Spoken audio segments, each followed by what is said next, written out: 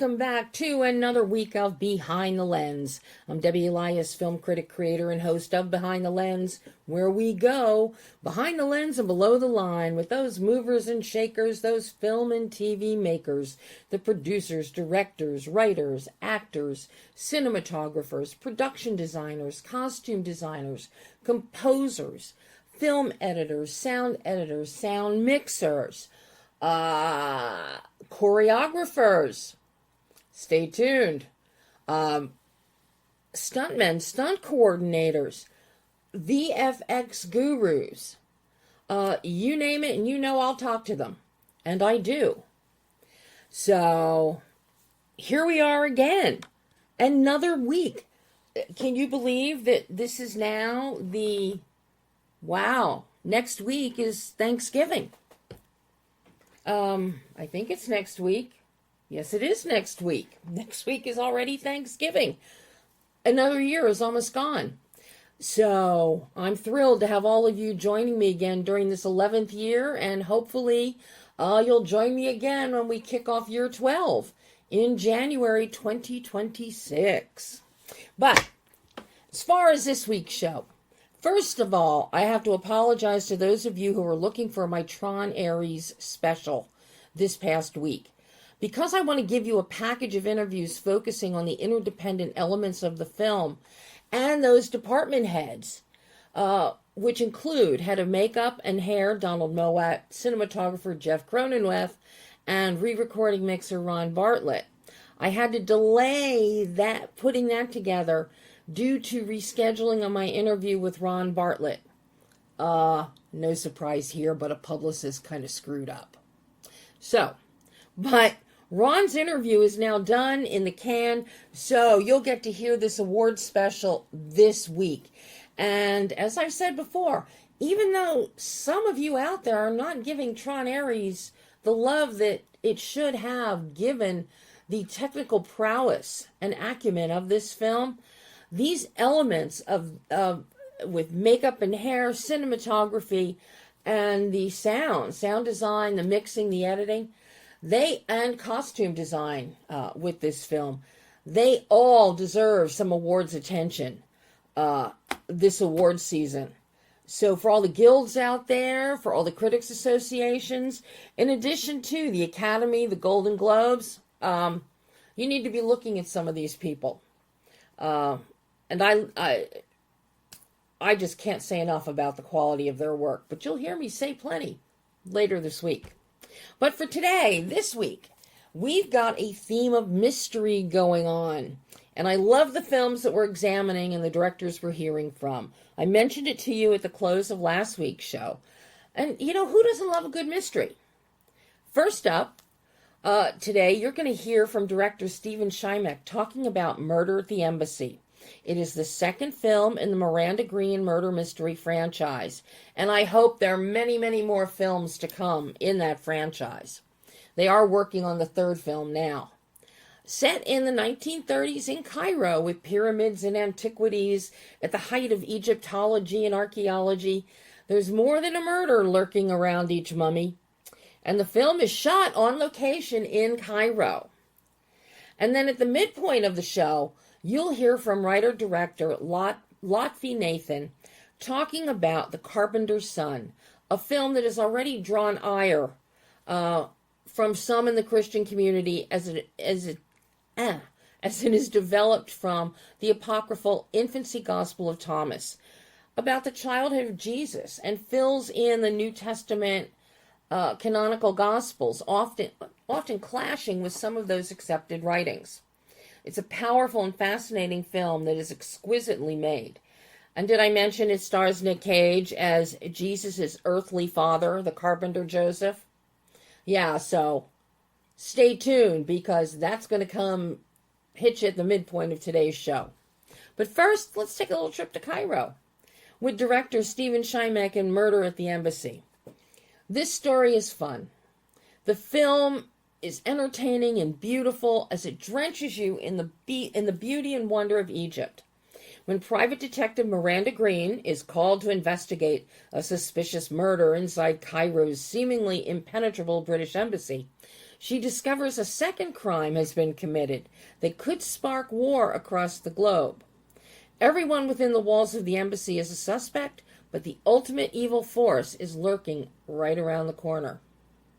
Directed by Stephen Shimeck and written by Mark Brennan, Murder at the Embassy stars Misha Barton returning as Miranda Green, Mito Hamada, who is superb in this film, Kojo Ata, Nell Barlow, Raha Rabari, Antonia Bernath, and Richard Delane.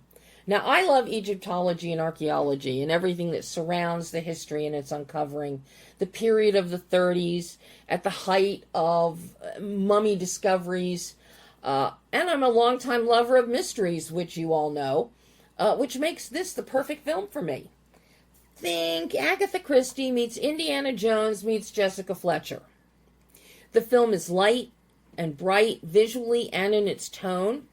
The mystery plot works, the characters are well done, with believable ambiguity and guilt spread around. Performances are solid.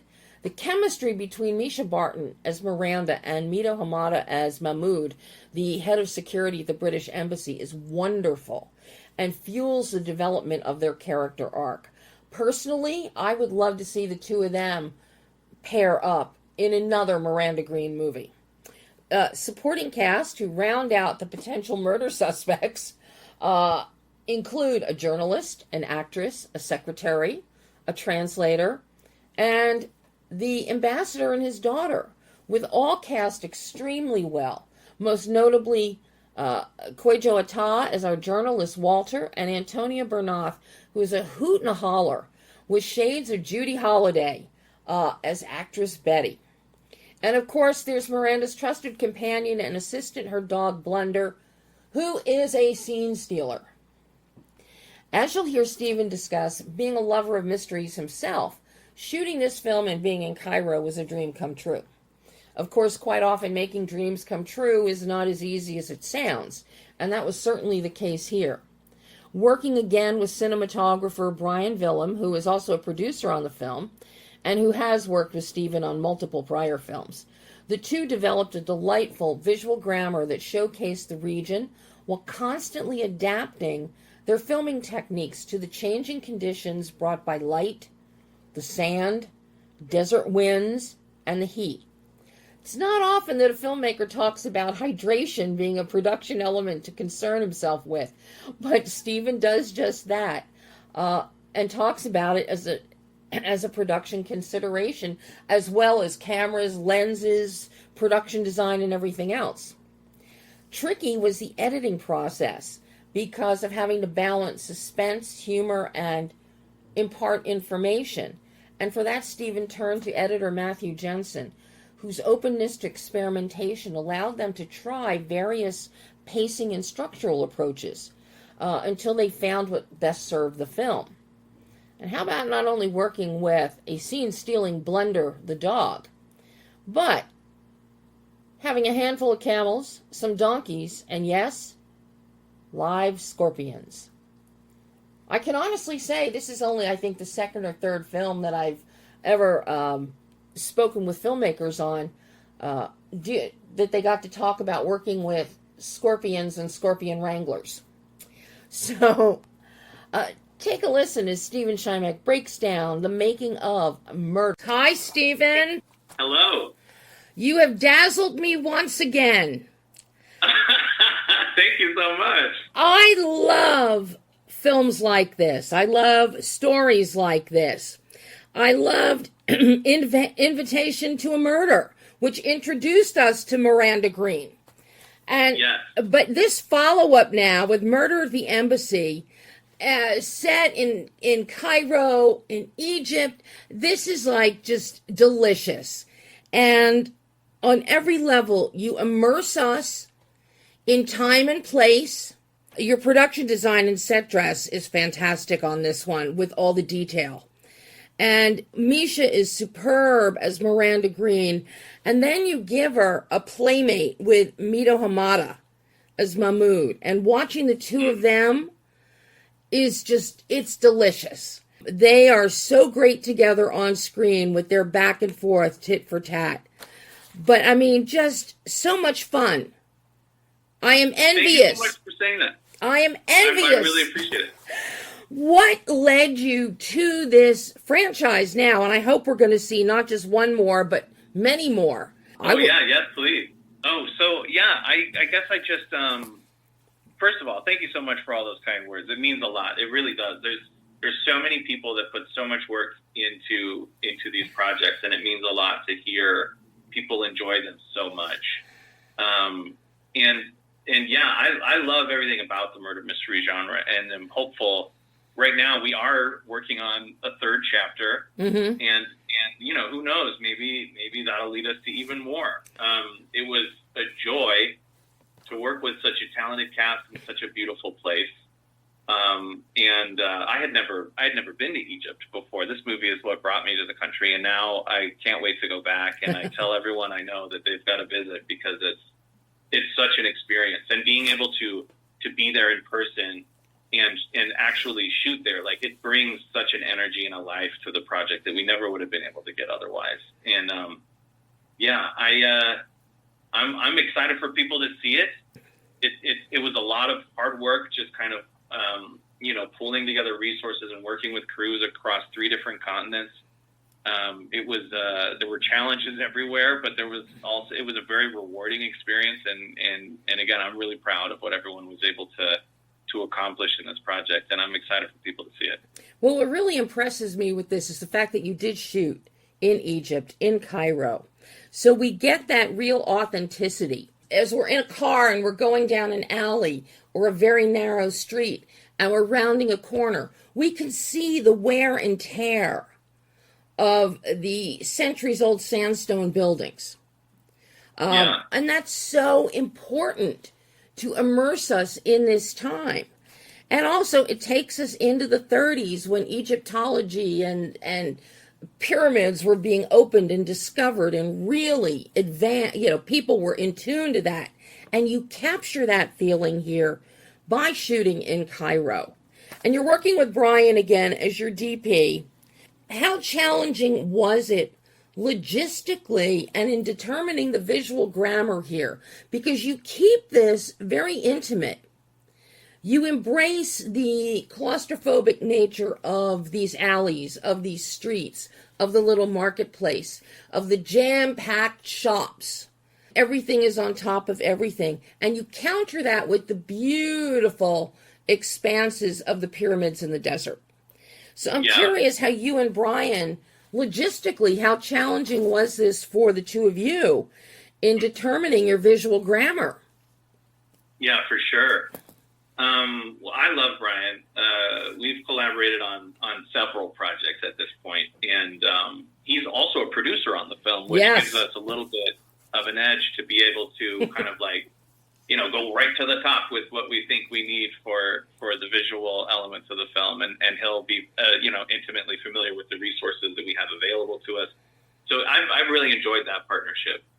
And we've developed, enough of a shorthand at this point that it's easy for us to move quickly and kind of understand exactly what it is that we're going for. Honestly, one of the biggest challenges was that we were shooting in Egypt in the summertime. And it is so hot, punishingly hot. And we were drinking so much water, desperately trying not to get heat stroke. And every location offered a different challenge. Like, once you thought you'd figured out how to beat the heat, like it tricked you. Because we started shooting at the pyramids, and there was nowhere to go for shade, but there was so much wind that it was cooling us down if we were standing in the right area and kind of like staying hydrated. And then when you're up against like tall buildings in the middle of the street, now there's no wind, but there's shade everywhere. And so you've got this trade-off. And anyway, not to say too much about dealing with the heat, but I think that was challenge number one, was stay focused, stay hydrated. And then, number two, exactly like you're saying, like visually, what do we want to do and how do we want to communicate that? And like I said, we've worked together on multiple projects at this point, and we can kind of just know where we want to go next to accomplish a certain thing. And it doesn't take a lot of talk to get there. We know how to execute what we want, and it's just a matter of deciding what that is and then going out there and getting it.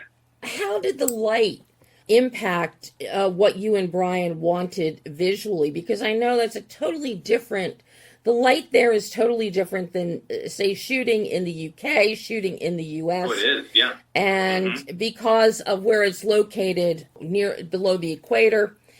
But I'm curious, because you also get the sand, that wind brings sand particles. So you've got these really bright sun particles, the wind bringing sand particles into that light. So was that a problem or a consideration that the two of you had to have? It was a surprise. I don't know why I didn't take into account the change in like particulate matter in the atmosphere, like you're saying, but it was funny because we would look because we'd shot so many films together. You know, we're kind of generally aware of like the look that we're going for and the settings that we need to get it. You know, how much ND are we dropping into the matte box or whatever, and we would constantly be shocked at how much brighter the sky was in Egypt, and we're like, am I not seeing this correctly? Like the sky's brighter, right? And then just kind of like dealing with that. Everything was there was always a surprise. There was always a challenge. But working with such talented, capable people, like it's fun to come across those challenges and just see how you're going to work together to accomplish what you need. Because I love that you shot this. You go light and bright, so you capitalize on what Mother Nature is giving you with the sun and the reflection, which I'm sure Brian was cursing when you were out in the desert because of the reflection you're getting off the sand and the sun bouncing off of it. But but you chose to go, you could have gone so often with these mysteries, murder mysteries, people like to go darker. I love that you didn't. So it embraces the fun that we're having with Miranda. Yeah. And of course with Blunder. You can't, you got to have Blunder. Yes, 100%. So yeah, he's a cast carryover for movie number one. Different dog, but just as charming and a little bit of a troublemaker. And Misha is such an animal person. You can really tell how much she loves dogs and animals in general when she interacts with our Zing. Zing is his name in real life, I guess, but with Blunder, the dog, the real star of the show. Yes. But yeah, there's so much going into everything at any given moment that it really is kind of like again just what's the challenge for today? How are we going to accomplish what we need to do and get on with it? But one of the things I think sets, like you were saying, sets this movie apart not only from the first film but from other murder mysteries is kind of like this adventure element. Right? Yeah. Like we get to not only have our suspects kind of locked in one single location, but then we've got our detective out adventuring basically and trying to gather more evidence and sort through these clues and stuff. And so it was really fun to be able to deal with that different approach to the structure, to the look of the film, to everything. Yeah, you really gave it an Indiana Jones feel. Right. By doing that. There's a mild little Indiana Jones inspiration in her wardrobe by the time she's out in the desert and riding camels. And see, and there again, not only did you have Blunder to work with, but you had camels and you had donkeys. But so how well were your camels taking direction? Because I know a lot of guys that worked on, were actors in and crew members on films like Humps that was all camels in the desert. And I've heard many, many stories about working with camels. Oh yes. They can be very stubborn. But these camels, I guess, we also had really great camel wranglers.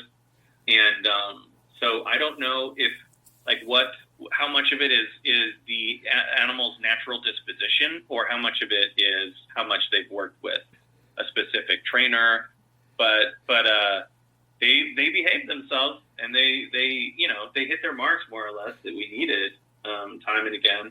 I was just constantly terrified, just given you stand next to a camel and you really start to realize how tall they are and how lanky they are and how awkward their movements can be, the way that they rock back and forth when they walk or the way that they jut forward when they sit down. I was just I was like, please don't let our two leads fall off of these giant animals on day one of this shoot.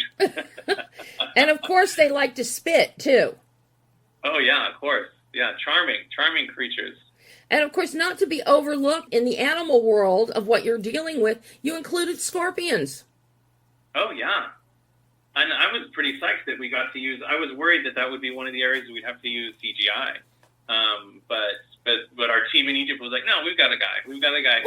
We'll bring a scorpion. So that was great. Did you ever think in your wildest dreams, Stephen, when you started out in this business and you started directing films, that you would ever be working on a film with scorpion wranglers and camel wranglers? No. Yeah, you just don't think of those things. This is really a dream come true for me. I've been obsessed with Egypt since I was a kid. Mm-hmm. And to be able not only to travel there, but to do what I love there is such a dream come true for me. So I'm very fortunate to have been able to be a part of this project, and I'm really excited to finally be able to start sharing it. I'm excited for people to see it. Now, how challenging was the casting on this one? You've got Misha, who's leading the charge, but then you, as I mentioned before, Mito, who's wonderful, Antonia Bernoth as Betty.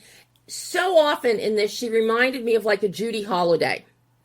Sure, yeah. Perfect 1930s and 40s slapstick, innocent, wide-eyed comedy. And of course, you get the wonderful Richard Delane, and even Kojo Ata as Walter is fantastic. So how did you put this cast together? Well, again, this is so much credit is due to our casting directors that we're working again with teams across multiple continents. Like, the internet has facilitated something in the creative industry that was very difficult or impossible before. We were seeing tapes from people all over the place, and we were really able to find these shining performances out of all these people that sent in, and then when we went out approaching for other roles and sending out offers, we didn't have an ambassador, for instance, until the last possible moment. But when we were finally able to get Richard Delane in the film, just watching that man brings so much nuance into that role of, you can feel the burden of this position that he holds and the situation that he's in and how he's kind of handling all of the moving pieces. Every single person in the movie brought something so special, I think. And it was a joy to get them all in a room together and just kind of let them go at it, Like, once you have that many talented people in the room, it's very easy. It's similar to, like, when we're shooting in Egypt is doing a lot of the heavy lifting for me of making this movie beautiful. And when you have a cast this talented, like, all you've got to do is just make sure that you're making your day and getting the right, angles on everyone so that you've got the footage that you need. But in terms of, talent and bringing something special to each one of the roles, like, great cast. Well, I would be remiss not to ask you about your work with Matthew Jensen and the editing on this. You keep this moving, you keep it entertaining, you balance it with thoughtful moments when Miranda is thinking and being very observational. How challenging was the edit on this, if at all, to find that balance? Yeah, that's an excellent question, and I love working with Matt. This is the first time I've been able to work with him on a feature film, and we've been friends for a long, long time. But he's superb and brings so much.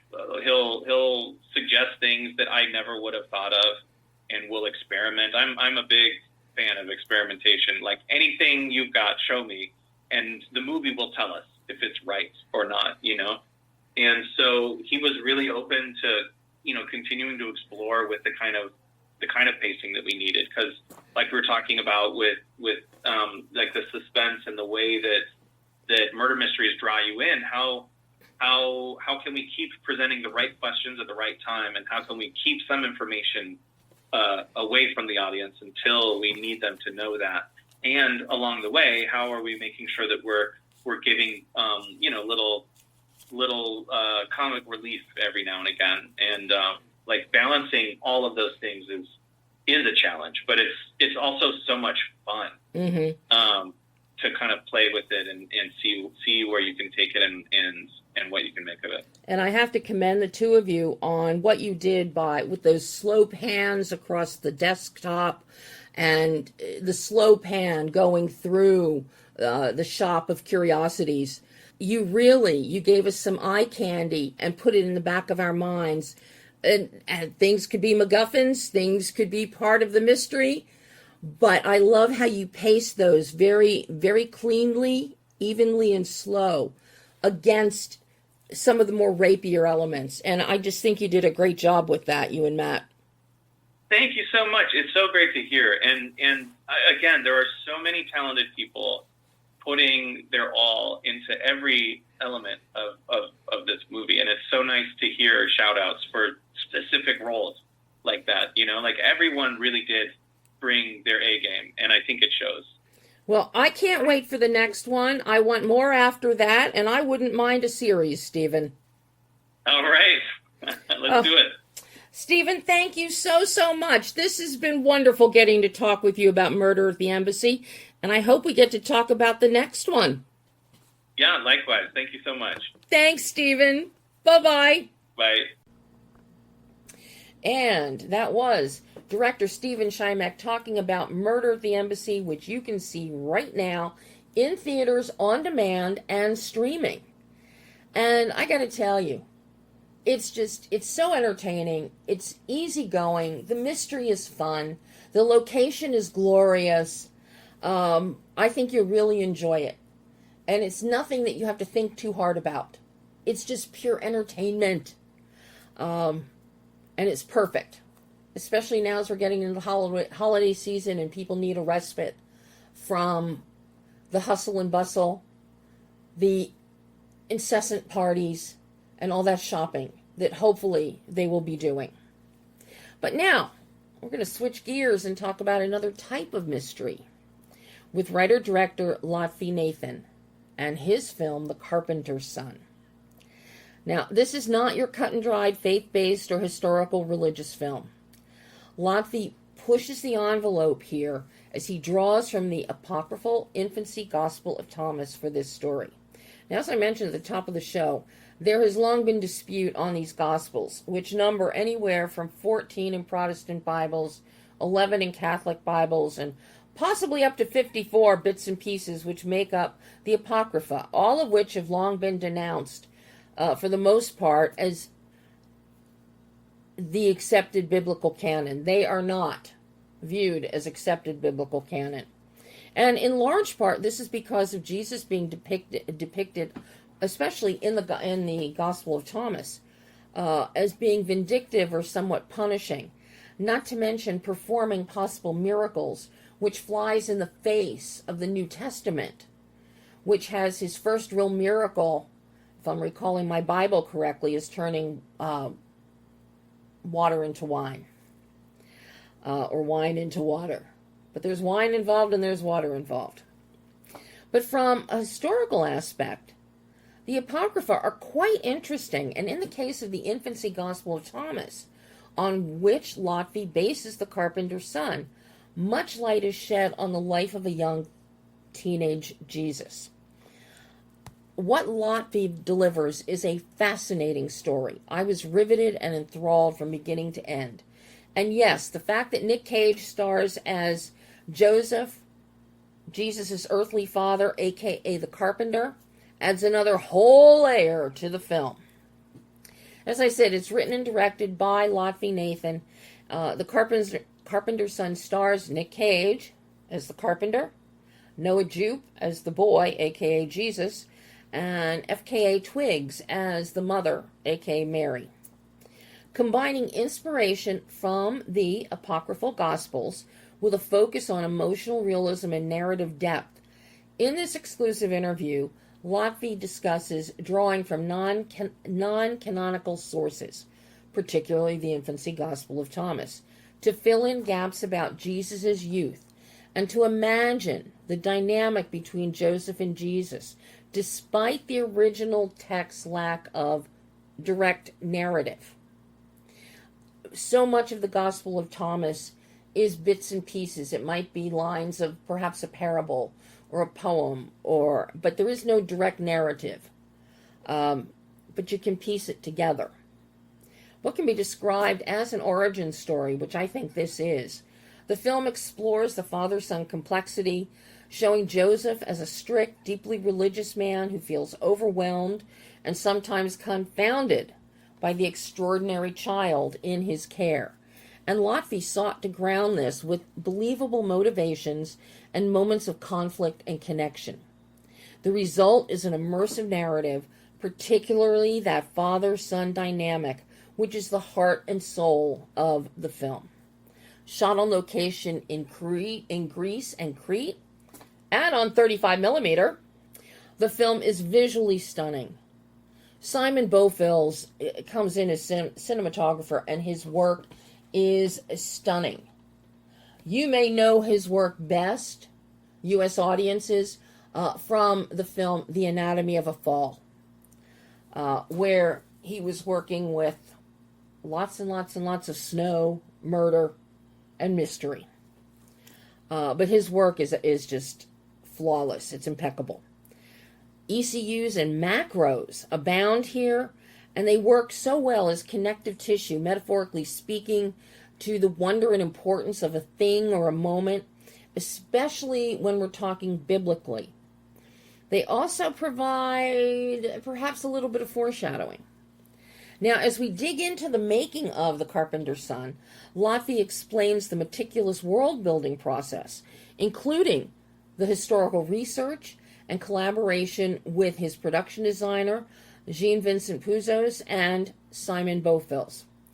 This is an extremely interesting aspect of this conversation, focuses on the sound design, which is impeccable, and in this case, it's critical for the storytelling and the world building, thanks to limited dialogue.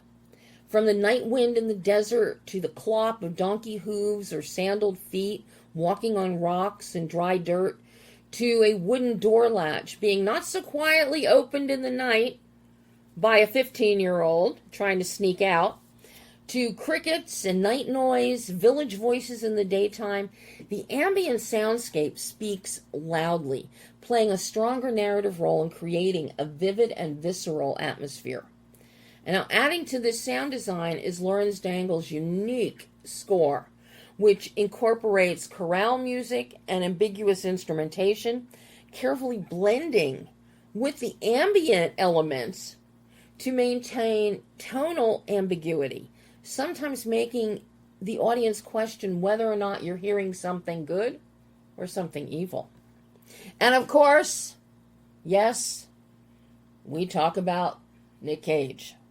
And LOTFY has a lot to say about Nic and his performance as he embodied Joseph's intense internal struggle, religious fervor, and a sense of the overwhelming responsibility as Jesus' guardian.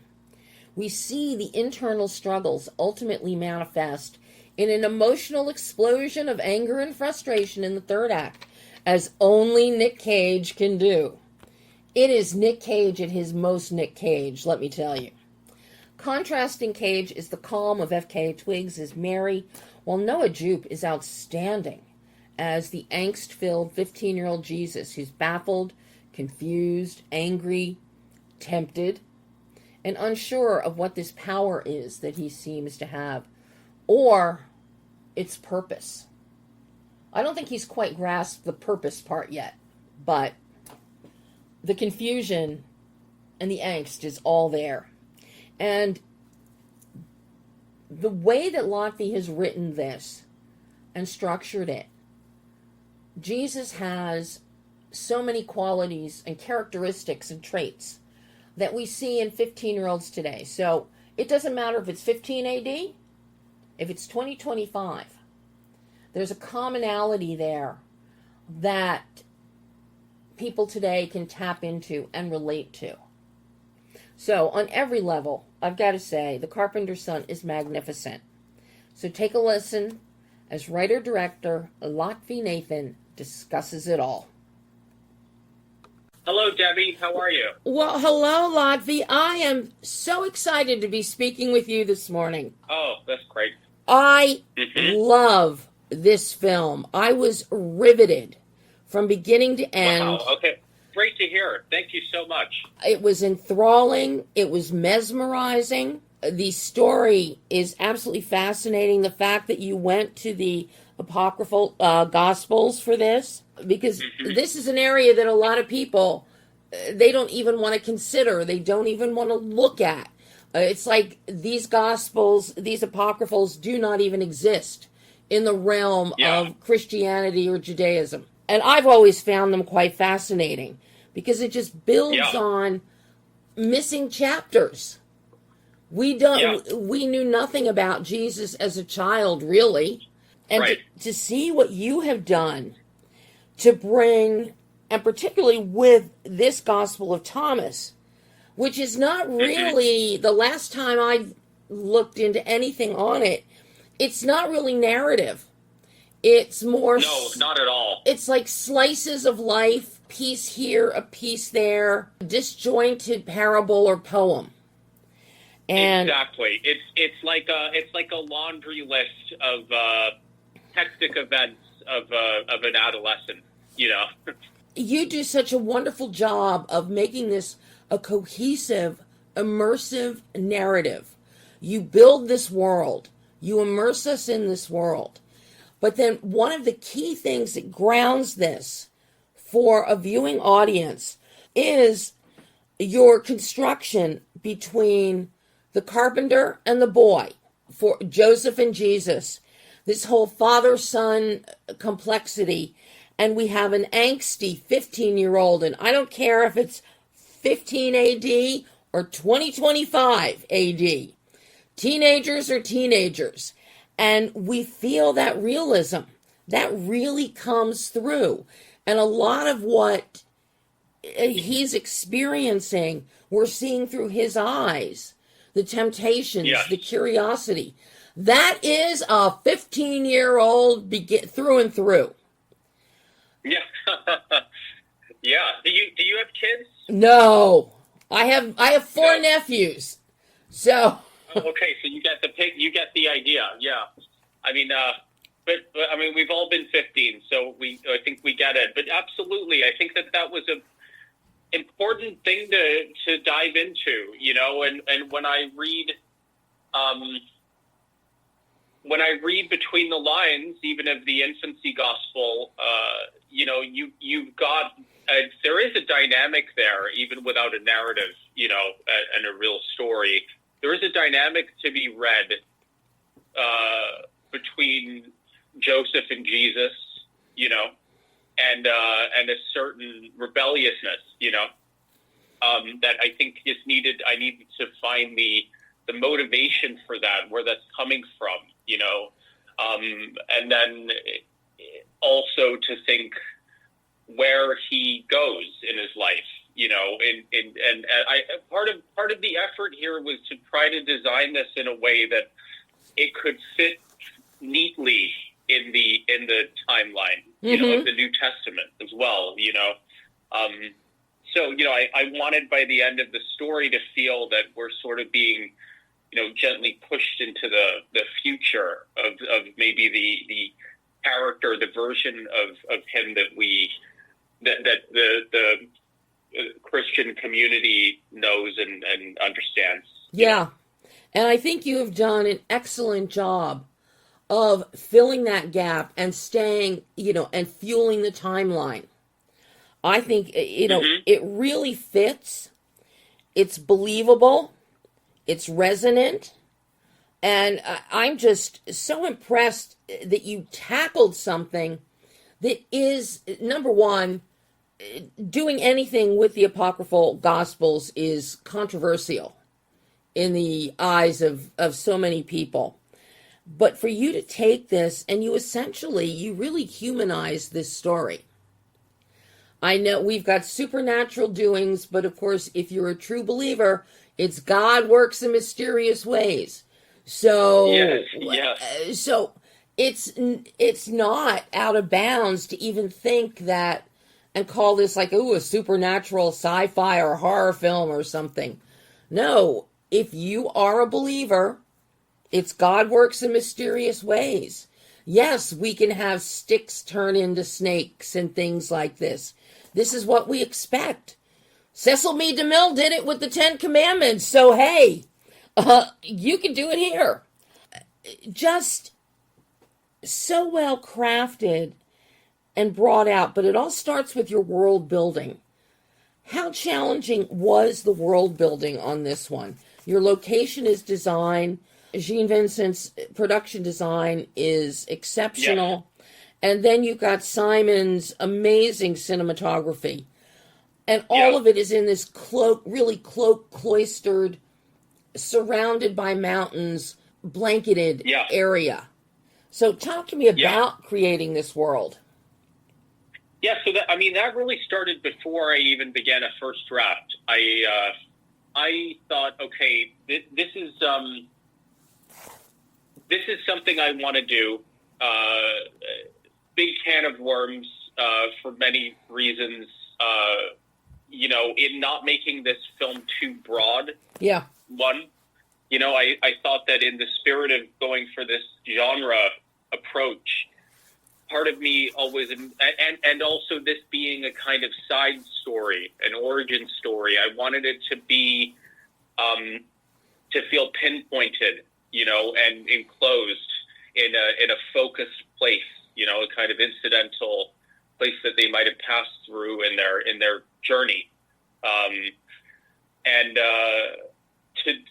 also just the daunting task of trying to tell this period story, and I needed some bearings there. So first thing I did was work with a historian, a researcher, to give me as much just setting and context as possible. Let's speculate where the Holy Family may have been residing during this window of years, what society was like then, what a small village could have looked like then, what people believed and what people did for work, all of that stuff. And I embarked on the first draft that way, trying to just keep it as narrowed down as possible, and then, from there, it deviates greatly from that, because after all, it is a lot of speculation, of what things were like back then.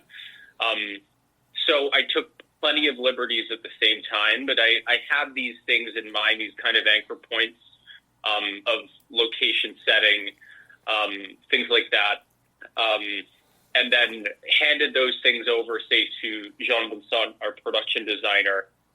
He's a lot more freewheeling, he's not fussing himself with trying to make something that's perfectly historically accurate. Right. He just wants it to feel real, to feel vivid, and I totally embraced that as well. I think that was the manner that I ended up going with the script and the story, with a lot of embellishments, things that deviate from the apocryphal Gospels and from what would be considered accurate, like the inclusion of the stranger, for example, which wasn't in the Infancy Gospel. And then same with Simone, our DP, we talked about giving it this wanting to give it this tactile, realistic, naturalistic kind of feeling. So that was something in the film that we chose. We ended up shooting on this 2-perf 35 millimeter, which has a bit more character to it and is a bit narrower and more closed in, the feeling of the whole thing. So that ended up helping a lot. And then the location was, we explored a number of different countries. We were looking at the Canary Islands. We went to Jordan. Greece had, just great partners to work with. And the setting was really exciting. I thought it was nice to have something contrary to like this kind of desert, rocky desert landscape purely that you see in a lot of the biblical films, right? Mm-hmm. But there's a lot of variety there. I mean, we were filming on the island of Crete. That's where you get those great mountainous landscapes at the beginning of the film after the title. And also in a countryside kind of farmland of outside of Athens. I mean, I think the location is perfect. But now, your cinematography, something that I noticed here, you and Simone do not shy away from extreme close-ups. You embrace extreme close-ups in this film. And yeah, I think they are fantastic. But I'm curious your thoughts on going that route, because so many filmmakers may shy away. Either they go into overkill or they shy away. But they work so well for the Carpenter's Son. So I'm curious your thoughts on going that route. Yeah, I mean, the idea with some of the lenses we were using and some of the closer shots was to just have this kind of, closer subjectivity to our characters, and again, just to kind of feel like we're really narrowing the setting, Yeah. and the scope. There's something important to me in this one to not get too grand or too large in the space, like even with this being the story of the Holy Family, to still keep the scope kind of narrowed and intimate, so that it was part of that decision. It works so well here. And while you may think that some of the shots, some of the ECUs, it's like, why is there a shot on that? Many instances, it's a foreshadowing, just like some of the nightmares that we're seeing, foreshadowing of the future. And that in and of itself is so biblical in the accepted canons that it really works so well.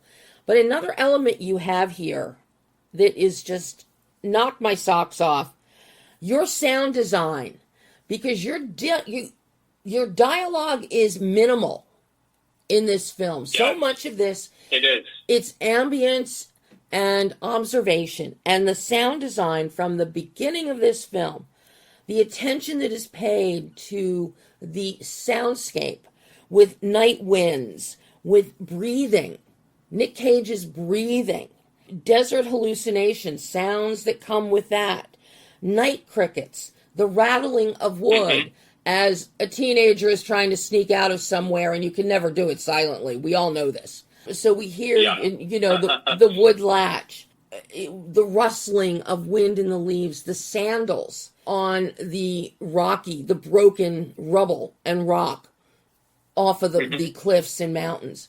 This soundscape is stunning. What were you thinking of when working with your sound designer to come up with this soundscape, which then incorporates the amazing score, which is just, it's stunning. It's tonally unique. The instrumentation is so key in certain places, bringing in that chorale music and the chorale, but going with a more bass sound, so it's kind of ambiguous as to whether we're hearing good or evil.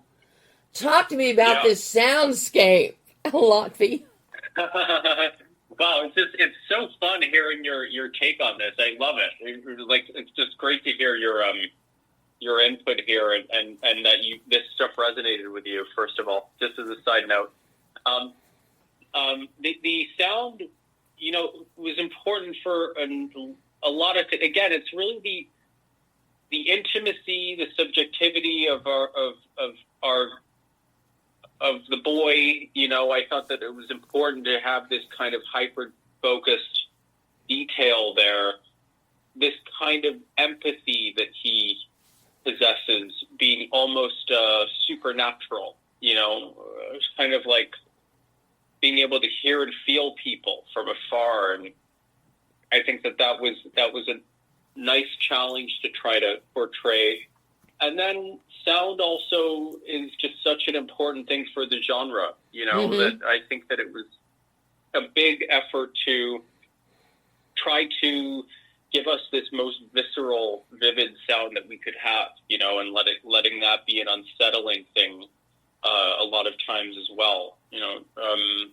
So that was a big point. I mean, I think it really didn't feel like a movie until we had that stuff in place.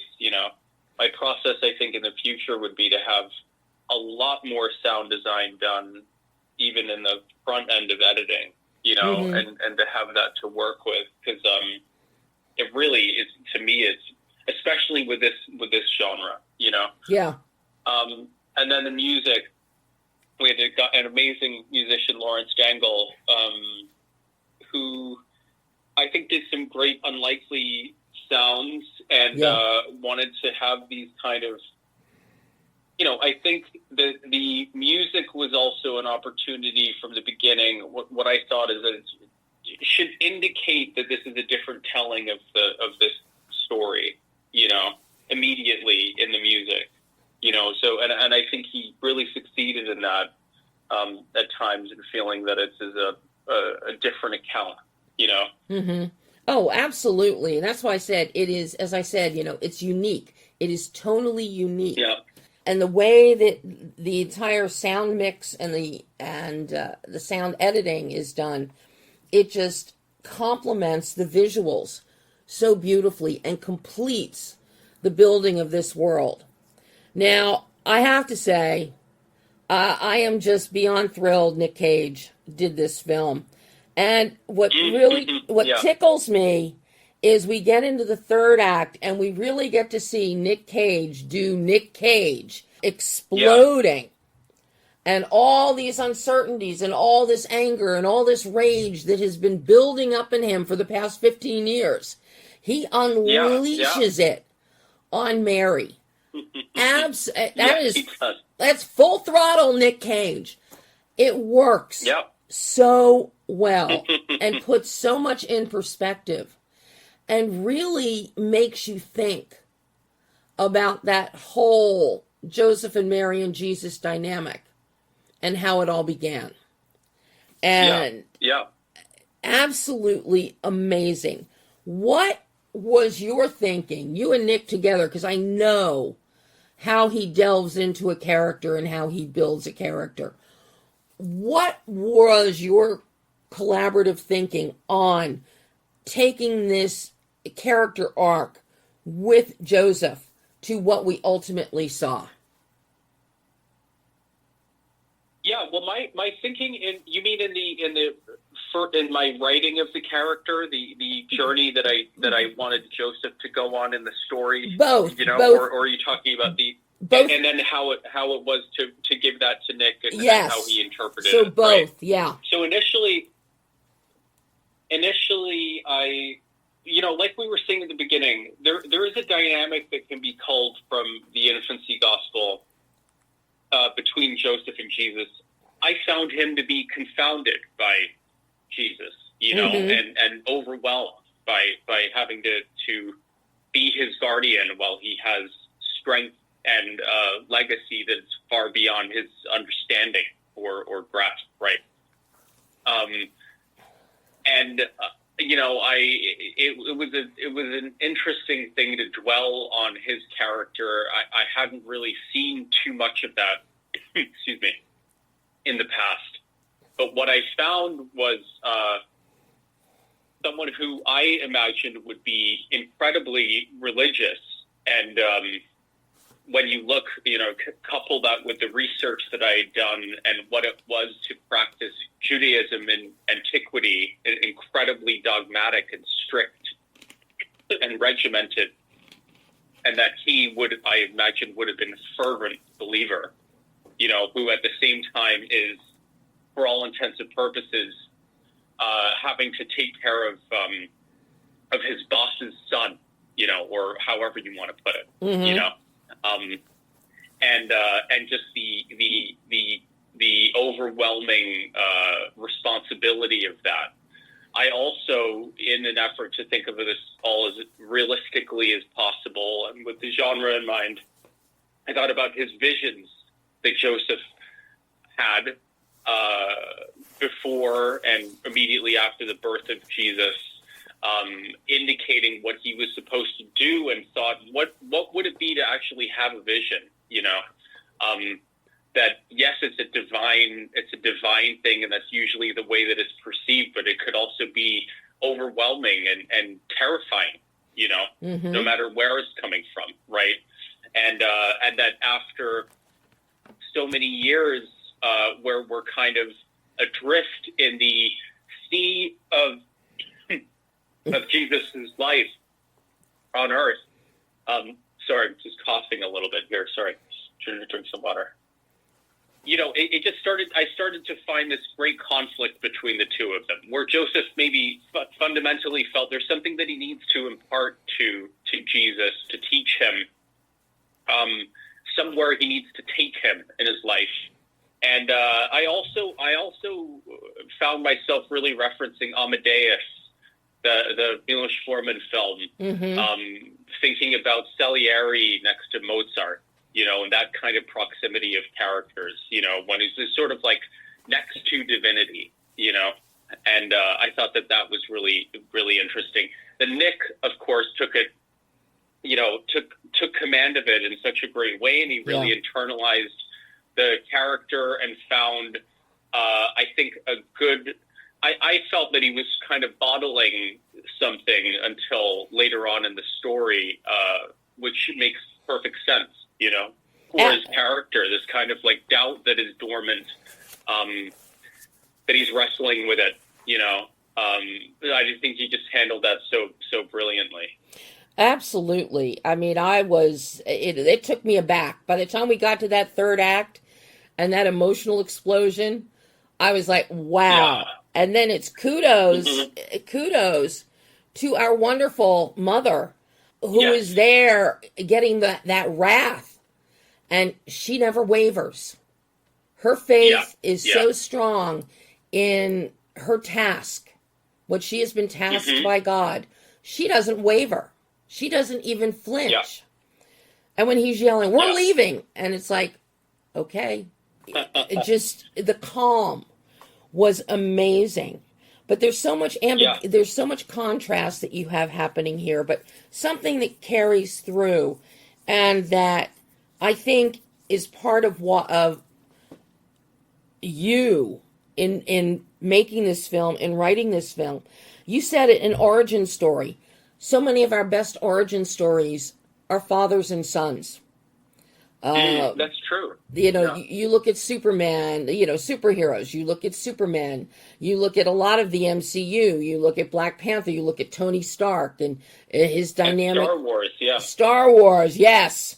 So you see all of this. And I know that it was through your father, who is more or less a religious historian, I would say, that how much of him and growing up with your dad influenced your interest in the apocryphal Gospels that would lead you into this story? That's that's a great question. I mean, I probably don't know to what degree that plays into the characterizations, but I'm sure there's something there, but really to me, it was a nice creative gesture that I felt I was doing throughout, him having introduced this to me and my genuine fascination with it as a story, and then spending years making a movie about it. I think there was something to that exchange that was very rewarding for me. I mean, I think it's probably in ways that I don't quite understand, but they're nonetheless. Now, just on every level, LOTFY, this is just, I love this film. It's lovely to hear. Thank you so much. Really. I didn't know what to expect when I first started getting blast from the girls, and I'm like, I was intrigued, little teasers, little this, and I had no clue where this was going. And you more than exceeded my anticipation or potential expectations. And, of course, the icing on the cake was the horned snake. That is so cool. Oh, yeah. Can you believe that snake? That's a real snake. It's a Saharan desert viper. So you were I using. mean, it's modeled. It's modeled after a real snake. It's designed after a real snake. Yeah. Wow. I mean, that was like the icing on the cake for me, was a horned snake. Yeah. I thought, well, which snake do we want to reference for the devil incarnate? It's got to be this. And then I saw this horned viper. You know, that is a real kind of snake with horns. I thought, this is incredible. So. That's what we ended up modeling it after. An actual Saharan horned viper was impossible to get, unfortunately, because they're highly poisonous. But so it goes. And I bet if you could have gotten it, you would have. Yeah, I would have. Oh, LOTFY, we tried. Thank you so much for taking time to talk with me today about the Carpenter's Son. This has been so wonderful. And I can't wait to see what you do next, and I hope we get to chat again. Me too. Well, it was a pleasure, really. Thank you for the time. That was great. And that was LOTFY Nathan discussing The Carpenter's Son, which is in theaters right now. I encourage you to see it. No matter your religious bent or faith, it's a well-done film, exceedingly well-done film. And the story is fascinating, whether there is truth to it, whether it's for believers or non-believers. And it boasts amazing performances, notably Nic. So do yourself a favor and check out The Carpenter's Son in theaters. Well, as I'm sure you're not surprised, that is all the time we have today. Yes, we ran late again. Make sure to join me again next week for more interesting, enlightening, and entertaining conversations about some more films that are hitting theaters and as well as on demand and streaming. I've got some fun holiday films coming up that we'll be talking about, including, I think maybe next week, might be hearing from the filmmakers of A Chuck E. Cheese Christmas. Animated fun for all. And you don't want to miss out on that. So, until next week, I'm Debbie Elias. This is Behind the Lens.